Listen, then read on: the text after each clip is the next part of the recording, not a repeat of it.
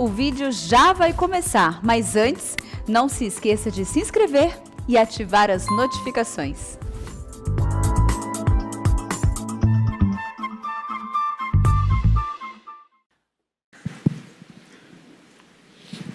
Meus amados irmãos, nós vamos abrir a palavra de Deus no livro do profeta Ezequiel.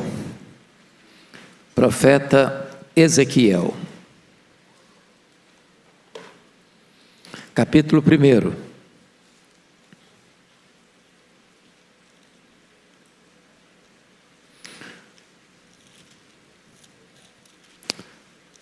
Profeta Ezequiel, capítulo 1, versos 1 a 3.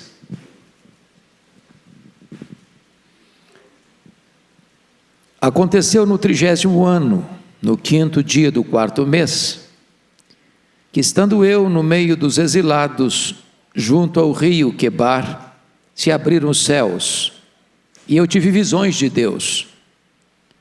No 5º dia do referido mês, no 5º ano de cativeiro do rei Joaquim, veio expressamente a palavra do Senhor Ezequiel, filho de Buzi, o sacerdote, na terra dos caldeus, junto ao rio Quebar, e ali esteve sobre ele a mão do Senhor.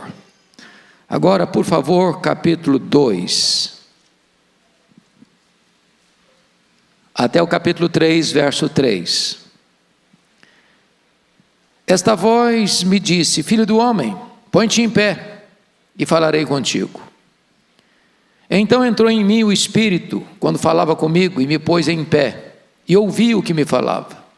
Ele me disse: filho do homem, eu te envio aos filhos de Israel, às nações rebeldes que se insurgiram contra mim.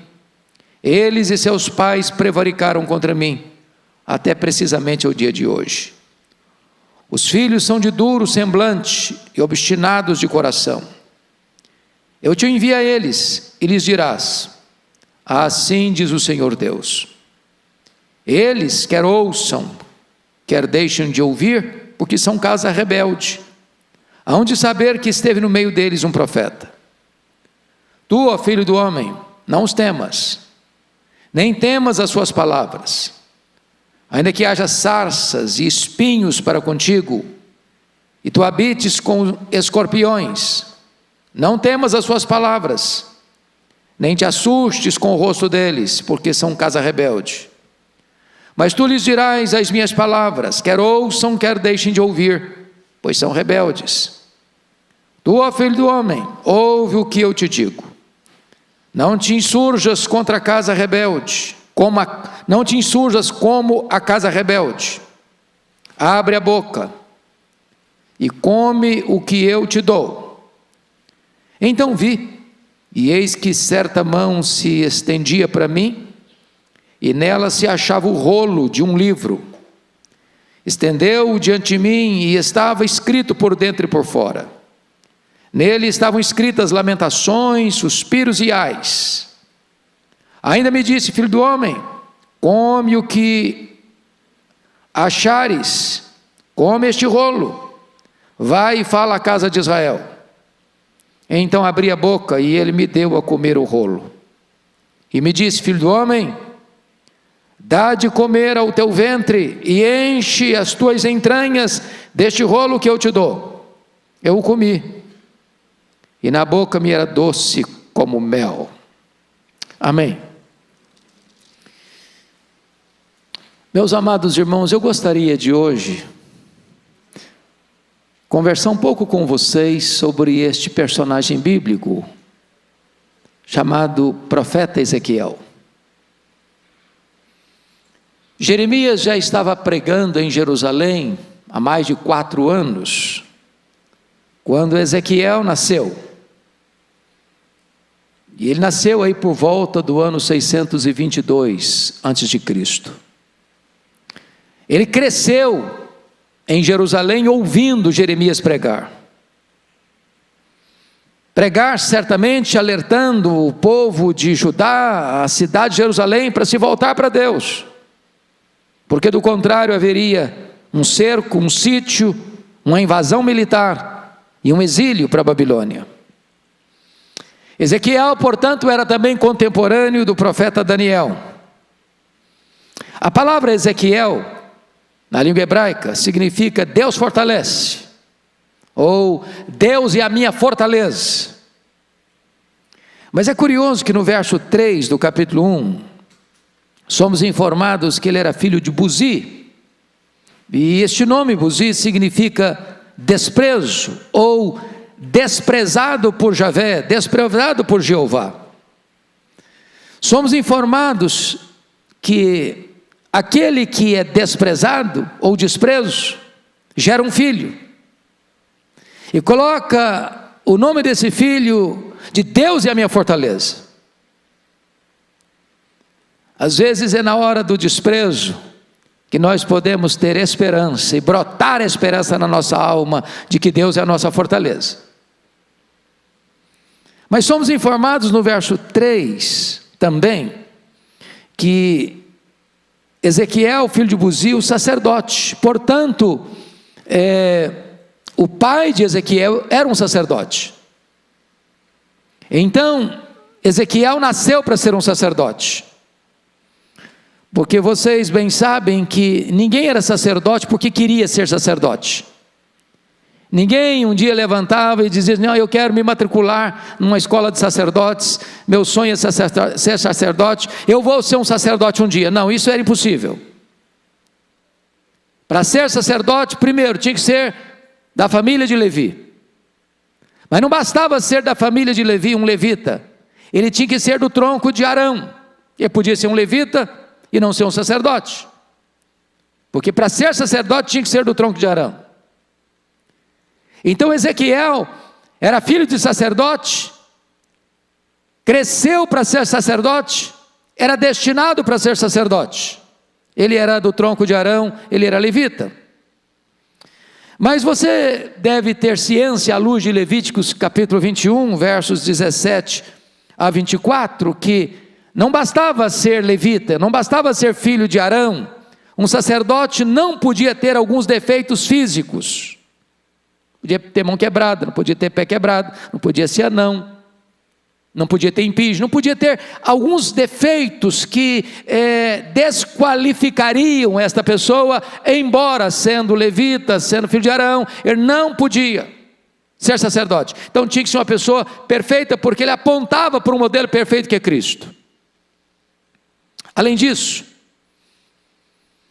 é muito importante entender que um filho de sacerdote, que nascia e crescia e era preparado para ser sacerdote, ele passava por uma série de preparação antes do exercício do sacerdócio. Por exemplo, a consagração de um sacerdote era feita aos 25 anos de idade, está lá em Números 8, 24.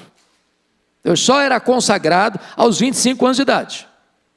Ele nascia sacerdote, filho de sacerdote, nascia candidato a ser sacerdote, se preparava para ser sacerdote, ele tinha vocação de sacerdote, ele era do tronco de Arão, mas ele só podia ser consagrado aos 25 anos. Mas além de ser consagrado aos 25 anos, ele só começava a exercer o ministério de sacerdote aos 30, conforme Números 4:3.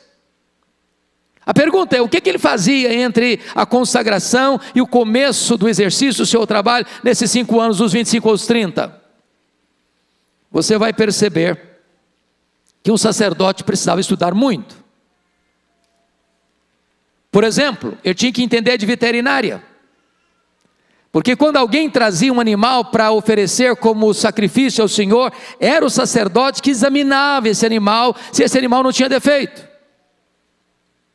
Se deixasse passar um animal com defeito, aquilo era uma abominação para Deus, e ele era o culpado. Então eu tinha que entender de veterinária,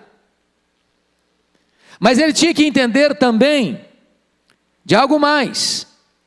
Ele tinha que estudar, por exemplo, as leis, porque ele era um mestre da lei, ele ensinava a lei. A instrução ao povo devia vir da boca do sacerdote. Então ele era um estudioso da lei. Ele devia entender também de medicina, Porque o sacerdote era aquele que tinha capacidade de examinar os diversos tipos de doenças, sobretudo as doenças de pele, que havia mais de 30 tipos de lepras, umas curáveis, outras não curáveis, e era ele que diagnosticava, era ele que dava o diagnóstico, olha, sai, retira, isola, vai para uma caverna, e era ele também que dava a chancela para que a pessoa pudesse ser declarada curada e retornar à atividade. Então eu precisava entender de medicina.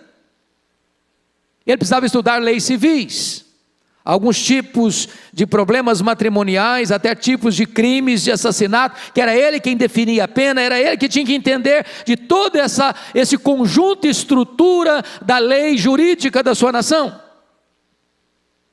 Mas na hora de consagrar, está lá em Levíticos 8, 24, o sacerdote, ele recebia uma porção de sangue na orelha direita, no polegar da mão direita, no polegar do pé direito. Passava sangue. Mas por que isso? Porque o sacerdote ouvia o povo e falava com Deus. Como um profeta ouvia Deus e falava com o povo. O sacerdote ouvia o povo e falava com Deus. Ele tinha que ter filtro nos seus ouvidos. O polegar da mão direita tinha que ser coberto com sangue, porque ele botava a mão em coisas santas, sacrifícios santos. O seu pé, o seu dedo tinha que ser coberto com sangue, porque ele pisava em lugares sagrados, ele entrava nos lugares sagrados. Qualquer outra pessoa que não tivesse esse status de sacerdote, não podia ir onde ele estava. Então preste bem atenção nisso, que Ezequiel, ele cresceu para ser sacerdote, ele se preparou para ser sacerdote. Aos 25 anos ele foi consagrado como sacerdote. Aos 30 anos ele começaria o seu ministério de sacerdote, mas um fato acontece. No ano 606, Nabucodonosor cerca Jerusalém e leva os nobres para lá, para a Babilônia. Vai Daniel e os seus amigos. Mas depois, em 597 ou 596, Nabucodonosor retorna a Jerusalém e leva 10.000 homens cativos, dentre eles Ezequiel. Esse versículo primeiro, ele é um grande espinho na garganta dos estudiosos, porque aconteceu no 30º ano, e ele não explica que 30º ano é esse. Não se pode afirmar categoricamente do que ele está tratando, que 30º ano é esse. Alguns acham que foi o 30º ano em que a lei foi descoberta, lá na época de Josias, mas outros acreditam que esse 30º ano era o 30º ano do aniversário dele, quando ele devia começar o seu ministério sacerdotal. E agora ele vai para a Babilônia, e ele não vai para a academia, como foi Daniel e os seus amigos, ele é sacerdote. E alguém pergunta, mas o que você sabe fazer? Bom, eu sei fazer sacrifícios, eu sei acender as luzes lá do candelabro do templo, eu sei mexer com coisa sagrada. Bom, mas aqui não tem templo, aqui na Babilônia não tem templo, aqui não tem culto, aqui não tem ofertas, aqui não tem sacrifícios. E ele está com 30 anos, na hora de começar o seu ministério, e ele está lá junto dos exilados às margens do rio Quebar. Agora notem comigo, que ali em Tel Abib, às margens do rio Quebar, ele morava com a sua mulher, ele era casado. E nesse ano que ele completa 30 anos, já está há 5 anos no cativeiro.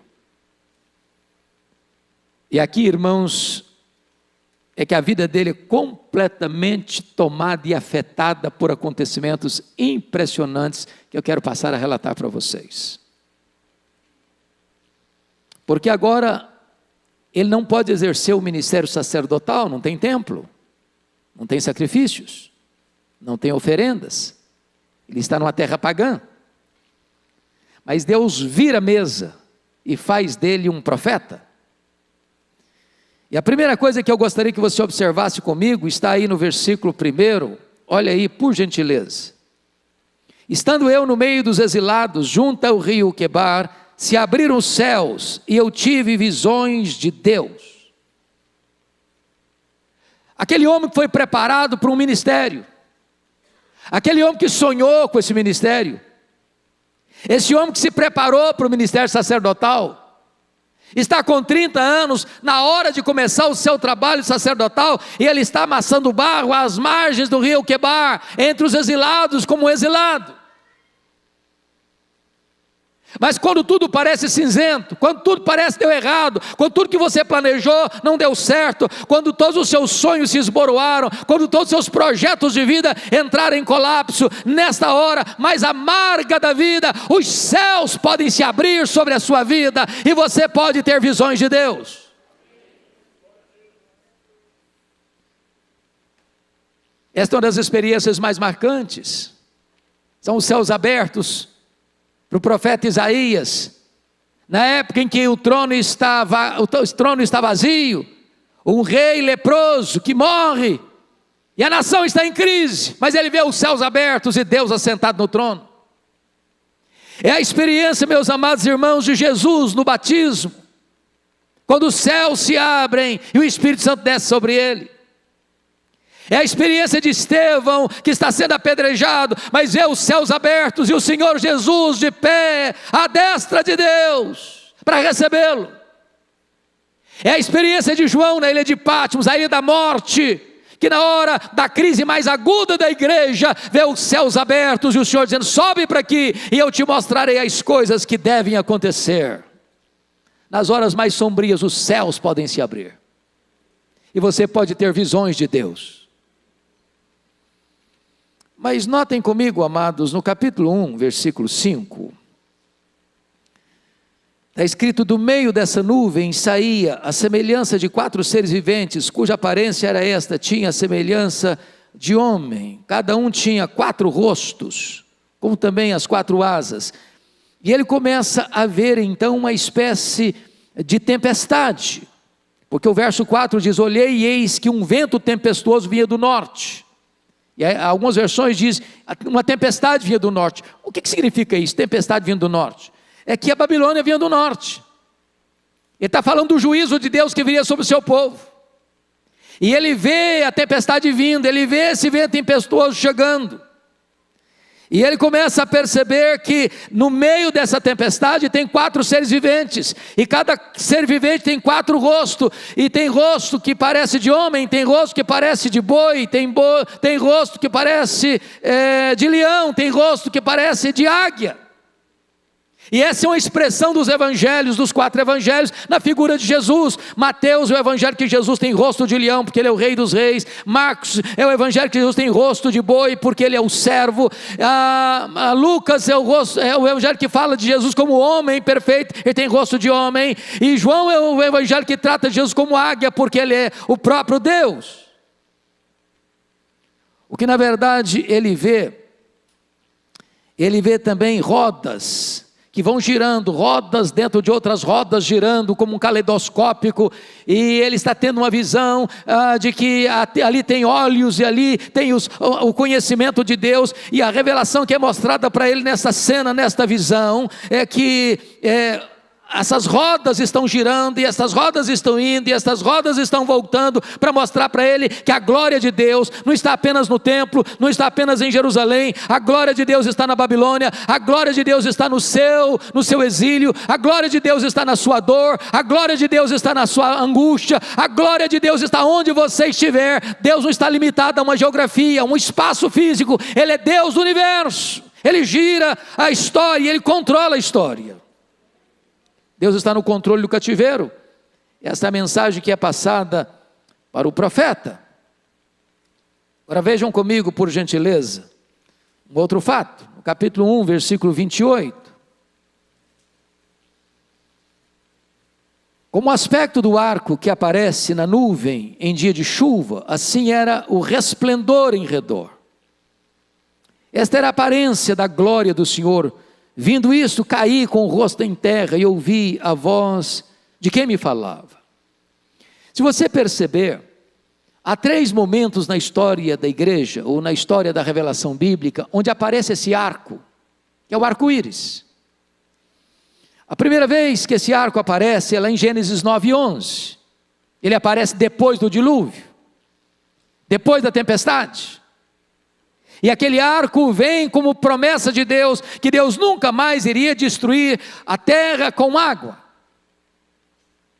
Depois você encontra esse arco novamente lá em Apocalipse, capítulo 4, versículo 3, capítulo 10, versículo 1. E esse arco-íris precede a tempestade, precede os trovões, precede os relâmpagos. Mas aqui, em Ezequiel 1:28, o arco-íris não está nem depois da tempestade, nem antes da tempestade. O arco-íris está dentro da tempestade. Eu quero dizer para você que Deus está presente antes da tempestade, durante a tempestade, depois da tempestade. Deus é quem tem o controle da história. Deus é quem dirige os acontecimentos.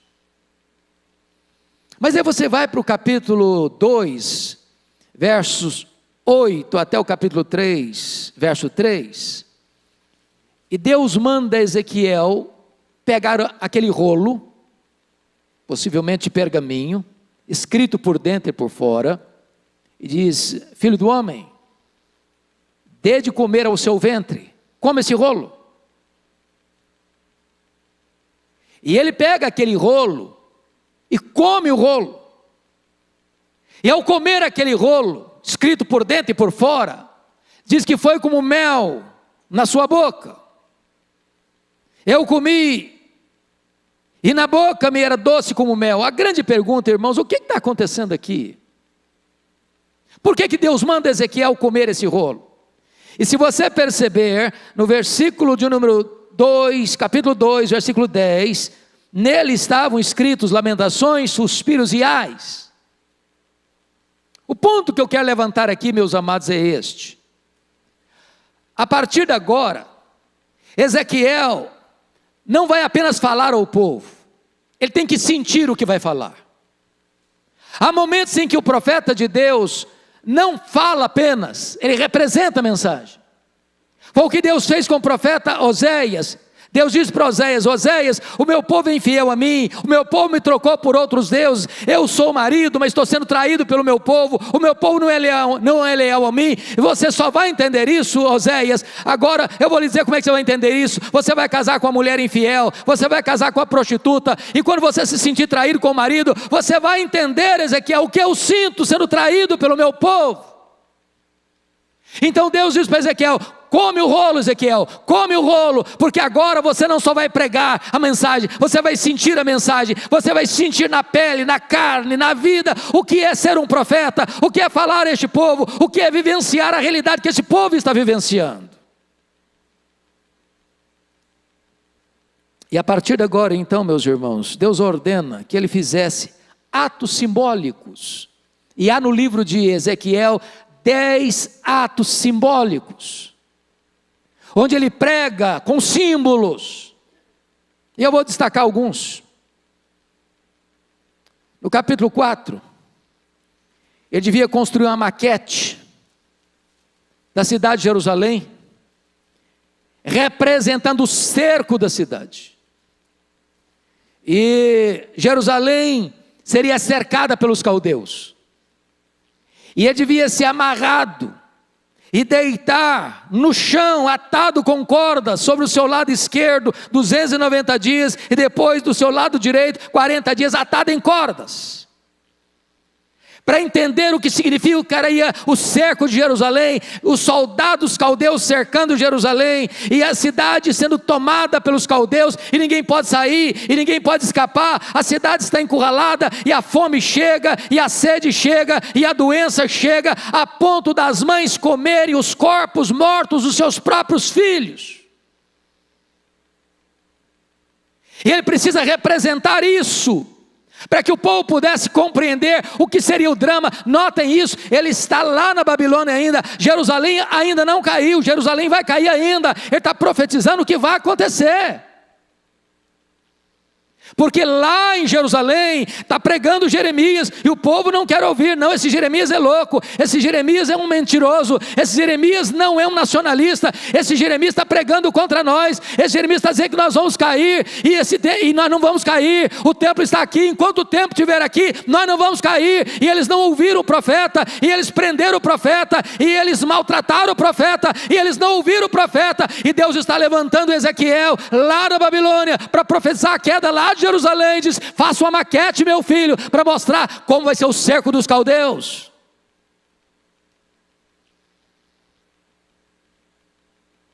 Esse cerco, capítulo 4 ainda de Ezequiel, Deus diz: você vai fazer um pão de cereais. E sabe qual é a lenha que você vai botar para fazer esse pão, esse bolo? Esterco humano. Esterco humano. O profeta reclamou: não, senhor, eu vou abrir exceção para você, esterco de vaca. Mas por que Deus está falando isso para ele? Enquanto tivesse o cerco, naqueles dias que ele está amarrado, dormindo, do lado direito, do lado esquerdo, representando o cerco, a cidade sitiada, é porque o povo, com seus escrúpulos, haveria de comer coisa imunda, a ponto de comer carne de gente, consequência do pecado, da desobediência, da rebeldia. O profeta tinha que representar isso. Mas olha comigo, no capítulo 12, Deus diz para ele, para agir como se ele estivesse sendo um foragido de guerra, ele devia cavar um buraco na parede, ir para fora da cidade, com toda a sua mobília, às pressas, foge, tira a mobília de casa, leva para a rua, faça um buraco, uma cratera na parede, e sai com a sua mobília para a rua, para representar para esse povo o que significa ser invadido, o que significa ser cercado, o que significa uma invasão militar, o que significa ser massacrado por um império militar que vai invadir a cidade de Jerusalém, que vai destruir o templo de Jerusalém. Ele precisa representar isso para o povo entender a mensagem de Deus. Mas, amados irmãos, a dor maior do profeta, de representar a sua mensagem, vem no capítulo 24, versos 15 a 21. Agora é uma mensagem simbólica tão dura, que eu não saberia descrevê-la detalhadamente, a não ser fazendo a leitura. E eu queria que vocês, com toda reverência e temor, lessem comigo a uma só voz, capítulo 24, versos 15 a 21. Vamos juntos? Veio a mim a palavra do Senhor, dizendo: filho do homem, eis que às súbitas tirarei a delícia dos teus olhos, mas não lamentarás, nem chorarás, nem te correrão as lágrimas. Geme em silêncio, não faças lamentação pelos mortos. Prende o teu turbante, mete as tuas sandálias nos pés, não cubras os bigodes, e não comas o pão que te manda. Falei ao povo pela manhã, e à tarde morreu minha mulher. Na manhã seguinte, fiz segundo me havia sido mandado. Então me disse o povo: não nos farás saber o que significam essas coisas que estás fazendo? Eu lhes disse: veio a mim a palavra do Senhor, dizendo: dize à casa de Israel, assim diz o Senhor Deus: eis que eu profanarei o meu santuário, objeto do vosso mais alto orgulho, delícia dos vossos olhos, e anelo de vossa alma. Vossos filhos e vossas filhas que deixastes cairão a espada. Imagina essa cena, pastor Arival. Imagina essas cenas, irmãos. Deus diz para o profeta Ezequiel: agora, meu filho, eu vou tirar a delícia dos seus olhos. A sua mulher vai morrer. E você não vai chorar. Você vai gemer em silêncio. Não chore, não lamente. Geme em silêncio. Para você compreender o que está acontecendo com esse povo. Eu vou tirar deles aquilo que é a delícia dos olhos deles. A delícia dos olhos deste povo é o templo. Eles adoram o templo. Eles não adoram a mim, eles adoram o templo. Eles dizem: templo do Senhor é este. Só para continuar nos seus pecados, eu vou tirar o templo. Eu vou profanar o templo, eu vou entregar os vasos do templo nas mãos dos caldeus, eu vou permitir que os caldeus entrem e arrasem o templo, e destruam o templo, e queimem o templo, e profanem o templo. Eu vou tirar a delícia dos olhos deles, e a única maneira deles entenderem quão grave é isso: você vai ficar viúvo, e você não vai chorar, e você não vai lamentar. Gema, mas gema em silêncio.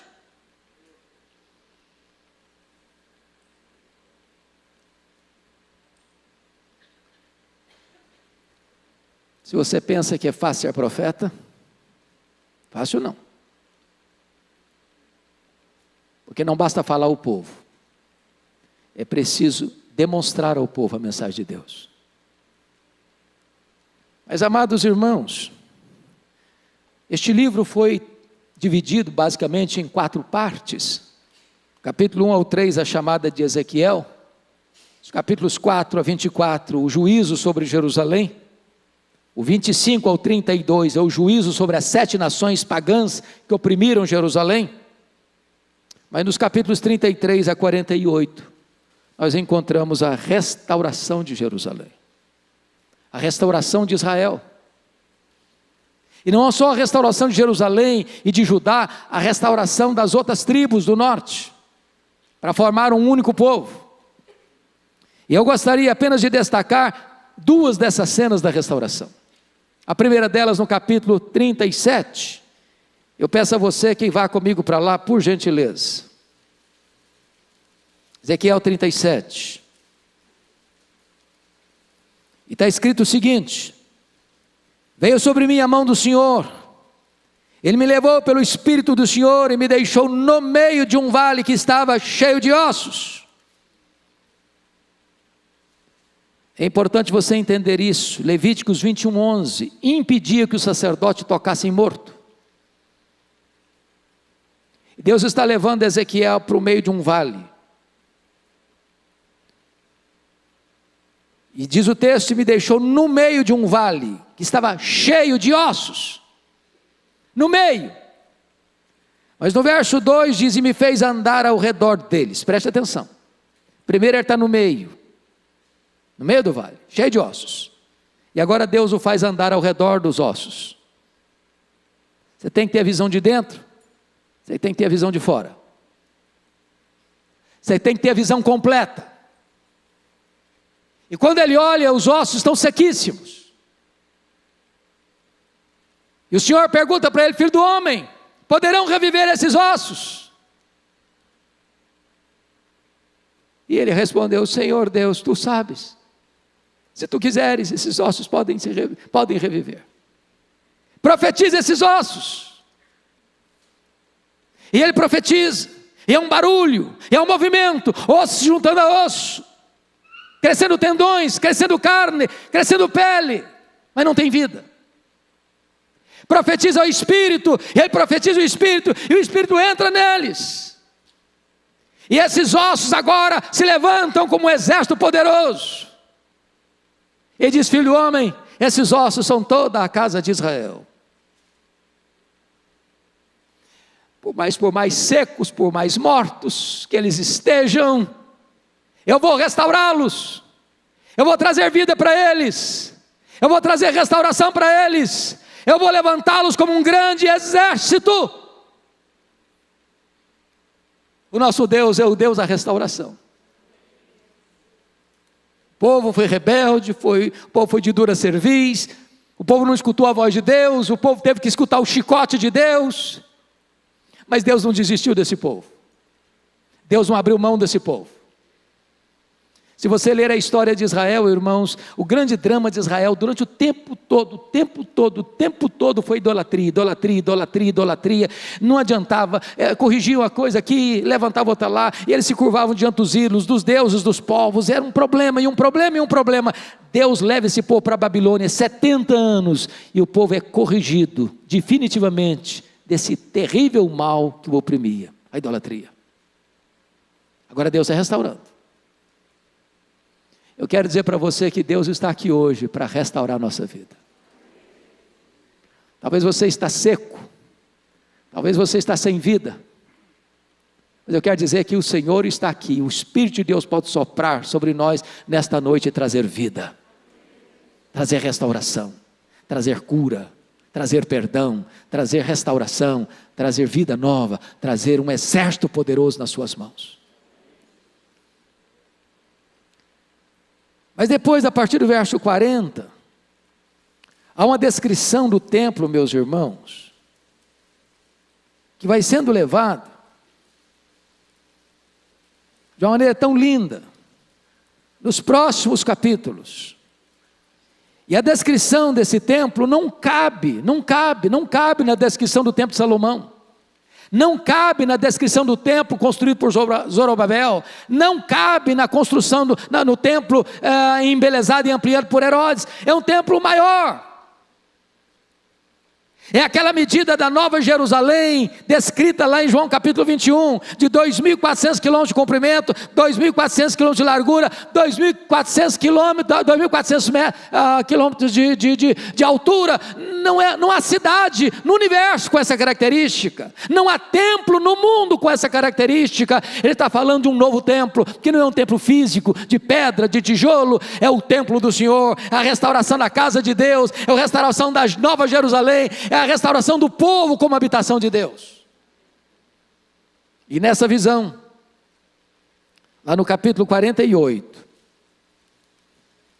vejam vocês, 47, capítulo 47, ele tem uma visão de um rio que brota de debaixo do altar. E esse rio começa e mede-se 500 metros e a água dá nos tornozelos, ele caminha mais 500 metros e a água dá nos joelhos, ele caminha mais 500 metros e a água dá nos lombos, ele caminha mais 500 metros e é um grande rio que não se pode mais andar a pé, precisa nadar.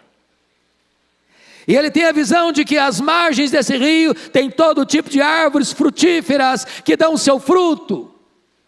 E estas águas vão fluindo e vão correndo, e onde essas águas passam, tudo que está morto passa a viver. E essas águas simbolicamente chegam ao mar morto, e o mar morto que é morto passa a ter vida, e passa a ter cardumes de peixes. E tudo por onde passam essas águas, as águas vão purificando e vão levando vida e vão levando restauração.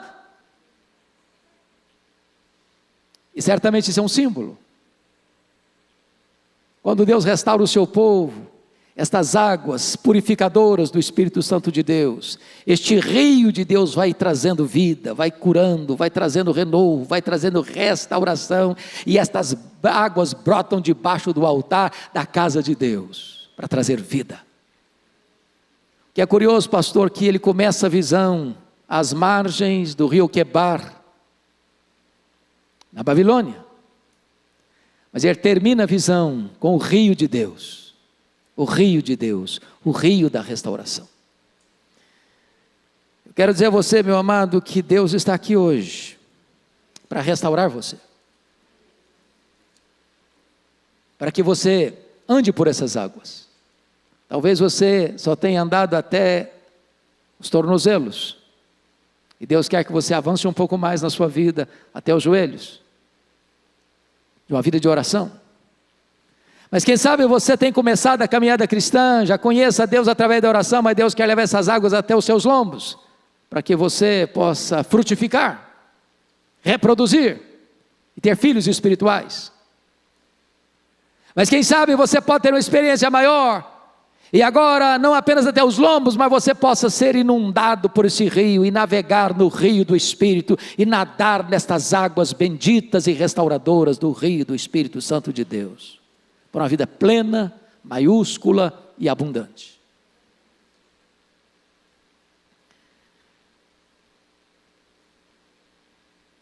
Chegou o tempo de Deus. Deus restaurou o povo. Deus trouxe o seu povo de volta. A Babilônia caiu. Os outros impérios caíram. Mas Deus preservou Israel. Deus preservou o seu povo. Desse povo veio o Messias, o nosso glorioso Redentor.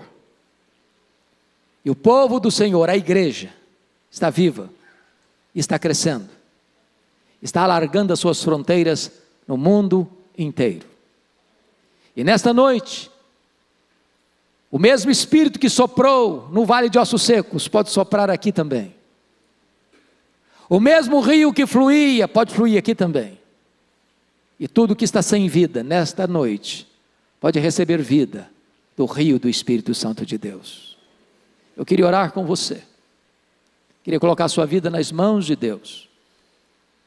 Eu não sei como você veio para cá hoje. Quem sabe você se sente num exílio, num cativeiro. Quem sabe você planejou a sua vida inteira para alguma coisa muito especial na sua vida, e na hora de você realizar o seu sonho, você estava noutra terra, às margens de um rio pagão, no exílio espiritual. Quem sabe você tem vivido dias difíceis, como viveu o profeta Ezequiel, representando as dores do seu povo. Ou talvez você é parte desse povo que está sendo disciplinado pelo Senhor por causa da dureza do coração e da cerviz, pois Deus está aqui hoje para restaurar, para curar, para libertar, para salvar, para perdoar, para recomeçar uma nova história na sua vida. Curva sua fronte, por favor, e nós vamos orar. Ó querido Deus, nós te adoramos nesta noite, pela história de Ezequiel, pela biografia deste homem que viveu os dramas do seu povo, mas foi um profeta a proclamar a tua palavra ao seu povo, a anunciar não apenas o juízo, mas também a restauração. Oh meu Deus, não permita que o nosso coração se rebele contra ti, que o nosso coração se endureça à voz do teu Espírito. Permita, ó Deus, que nos submetamos à tua palavra, para que não tenhamos que escutar o estalido do chicote. Permita, Deus, que nesta noite o vale de ossos secos se transforme num exército, e os lugares mortos, ao receber as águas do rio do Espírito, possam encontrar e receber vida, e vida plena para a glória do teu nome. Abençoa a tua igreja, renova o teu povo, reaviva a tua obra, enche o nosso coração de esperança, pois assim oramos em nome de Jesus, amém.